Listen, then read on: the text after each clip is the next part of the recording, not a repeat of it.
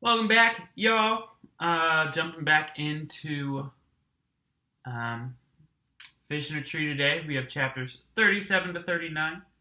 No new announcements today, so I'm just going to go ahead and jump right into it. Chapter 37: A Chicken, a Wolf, and a Problem. Because it's Fantastico Friday, Mr. Daniels has planned a puzzle for us to solve. He draws some squiggly lines from top to bottom of the board and tells us it's a river.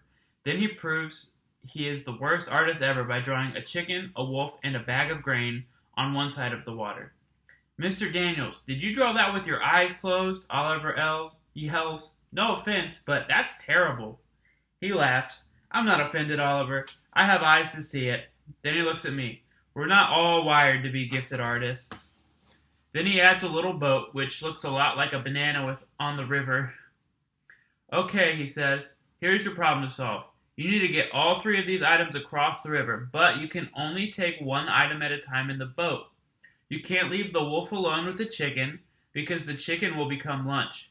You can't leave the chicken alone with the grain, because the grain will become lunch. So how do you get three items across the river? Remember, only one of them in the boat at a time. Easy, Oliver yells. You just take the chicken first. What happens after that? Then you take the grain.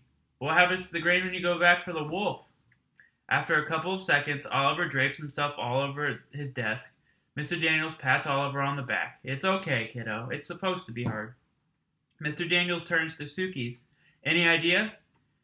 She puts her pointer finger under her chin. If you take the grain first... Wait, if you take wolf... She sighs and shrugs. I don't know. Albert's eyebrows are so scrunched up they look like they'll cover his eyes. Take a few minutes to try and solve this on your own, then we'll talk about it in a bit. I can't figure it out. No one can. Most kids have drawn a river and the animals like Mr. Daniels did. After a while, kids start talking to each other. Surprised he doesn't tell us to be quiet while we try to keep solving it. Tear off 3 little pieces of paper and draw the chicken on the first, the grain on the second, and the wolf on the third. I move them around, back and forth, across the river. The class is loud now. I pick up my 3 pieces of paper and ask Mr. Daniels if I can work in the hallway because of the noise. Sure, go ahead. I'm out there just a few minutes moving my pieces around when Shay and Jessica come out. They sit across the hall from me. I guess they came out here to work too. This is dumb, Jessica says. Tell me about it, Shay answers. Who cares about chickens and wolves or whatever? Do you know the answer, Allie? Jessica asks. Why are you asking her? Of course she doesn't know, Shay says. She whispers something to Jessica, and soon after, Shay is holding up signs with words.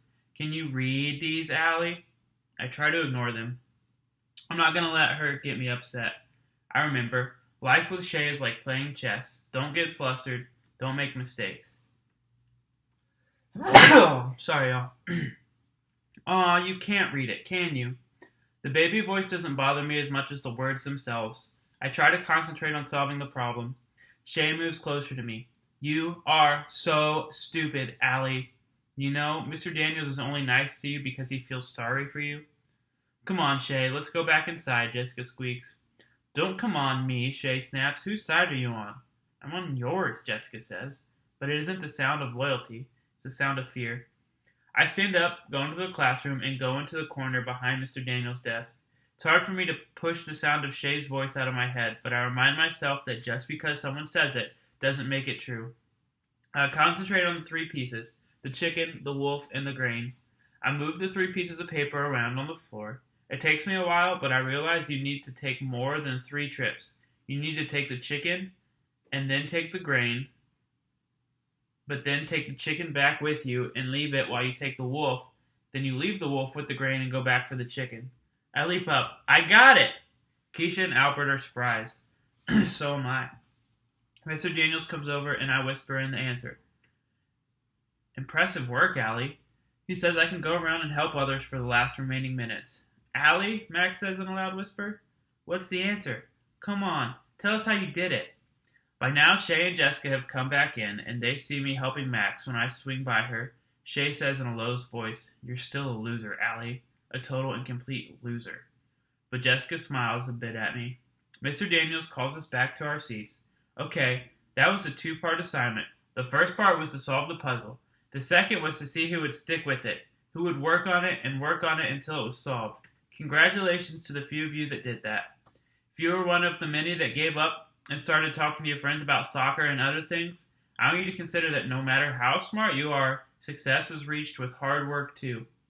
I can't believe it. My experience with endless frustration and having to work on things for so long has actually paid off. I guess maybe I'm having trouble is not the same as I can't. Chapter 38, Loser for President. So fantasticos, Mr. Daniels says. I've told you about nominating a class president for our first ever school-wide student government. Do we have our first nomination? Jessica raises her hand. I nominate Shay. Shay looks back at her and turns forward. She looks like she's ready for her crown. Okay, good. Another nomination? No one. Come on. We can't have an election with only one name. I wait, glancing around. I know there will be no more names because Shay has made it known since Mr. Daniels first announced the election that anyone that runs against her will regret it. In fact, their children and their children's children will regret it, and she can actually do something like that. Nope, there will be no more names. Albert raises his hand. Whoa, Albert, way to be brave. I glance back at Shay, whose eyes are now little slits. But then Albert just asks to go to the bathroom. After waiting and prodding, Mr. Daniels finally says, I'll draw a name out of a hat or tell the council that we don't have a representative. Come on, folks, step up. Another wait. Then Shay raises her hand. Well, Shay, this is good sportsmanship. Who will you nominate? She cracks a smile. I nominate Al Lee Nickerson. Wait, no, she didn't say me. I look back at her staring at me while Mr. Daniels compliments her again. And then it hits me like a boulder. Of course, she wants to win, so she nominated me, a surefire loser. Is that okay, Mr. Daniels asks me? Can I say no? Yeah, you can say no, but I think you should run. I really, really want to say no, just not to him. Okay, I'll do it, I guess. Good, he says. Now both of you will need to say a few words tomorrow, and the voting will follow. Oh, I get to write a speech, Shay says to Jessica. Then I hear her whisper. I am terrified. I can't write a speech. After school, Mr. Daniels apologizes for not being able to help me today because he has the class at college. However, he suggests that I just be honest about why I want to run for class president. He asks if my mom can help me with my work that night. I tell him that she will. I know she would in a heartbeat, but I would never ask her to help with this. It would just get her hopes up. I figure I should write something down if Shay is going to. I look like a baby with no speech, so I sit down at our dining room table with a blank piece of paper, all bright, white, and staring at me, and making my head hurt. I want to ask my mom for help so bad, but if she knows I'm running for president of the class, she'll get excited. She'll want it even more than me. I'm afraid to want it, but a mind movie shows me at the front of the class and Mr. Daniels congratulating me, and I have to admit that I really would like it. I pick up the pencil and concentrate real hard. Real hard. When I write, I press on the paper too hard, but I can't help it. It makes my hand hurt. I try to spell as best as I can. It takes me an hour and a half to write 2 paragraphs. I finally go to bed, praying for a high fever, the kind of sickness that the whole town talks about, the kind of sickness that Albert would find super interesting. A good reason to not show up tomorrow. Chapter 39, To Shay. On the way to school, I wonder about taking the long way, like through Mexico. When I arrive, the first thing I see is Albert, who has a black eye. Albert, Keisha says, when are you going to teach those boys a lesson? It's nothing, he says, all serious. Then he gets happy. Look, he holds up a big sign for me. Allie is your ally. Give her a vote. You made a poster for the election, I asked, smiling. I know I'm going to lose, but this makes it okay. Thank you, Albert. He looks proud. But, why does it say my name twice? Your name is a homonym. I should know better than to question Albert. You know, a word that's spelled the same but different sounds and different meanings? A-L-L-Y spells your name, but it also spells ally with a long I sound at the end. An ally is someone who's on your side, someone who sticks by you, like allies in war. Shay comes by with Jessica. She looks at the poster, then at the three of us. Good luck, you six-legged freak.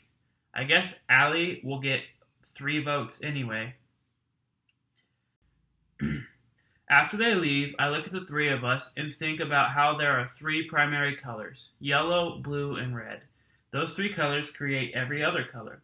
Keisha goes over to talk to Suki while I take a deep breath and turn to Albert. I know I'm going to lose, and Shay will never let me forget it. I look down at the desk and see Albert's sign, but at least I'll have a poster. I smile at him. Can I bring it home? Yes, but you can't give up, Albert says. Okay, well maybe you're right, Albert, but you shouldn't give up either. I am not nominated for class president. I point at his black eye. But you got beat up again, didn't you? He shifts his weight and looks away. It's hardly the same, he says, and I feel sad that he doesn't see that it isn't too different. Then Keisha returns. Are you ready for today? No, I shake my head. Ready for public humiliation. How do I get into things like these? She leans over and whispers, You'll do a good job. Albert and I are voting for you no matter what you say in your speech. I half smile. What if you have to lick the lunch tables clean? Well, I just won't do it. That will be easy, Keisha says, pushing my shoulder. Albert adds, It depends what we have for lunch that day. We laugh. I'm happy that he doesn't seem mad about me questioning him. Mr. Daniels is wearing a George Washington tie. He gets up and calls Shay to present first. I notice she is dressed in red, white, and blue. I look down. I didn't even think about wearing anything special. Shay talks about how great she is and all that she'll do. Kids applaud her over her promises. Some of the things she says she'll do, I can't imagine how she would pull off, like extra recess and longer snack times. When she promises new, bigger lockers for the hallway, I know she can't do that. With every sentence, kids are happier and I feel smaller and smaller. I get up there holding my paper. The sound that comes from my mouth doesn't sound like a real word.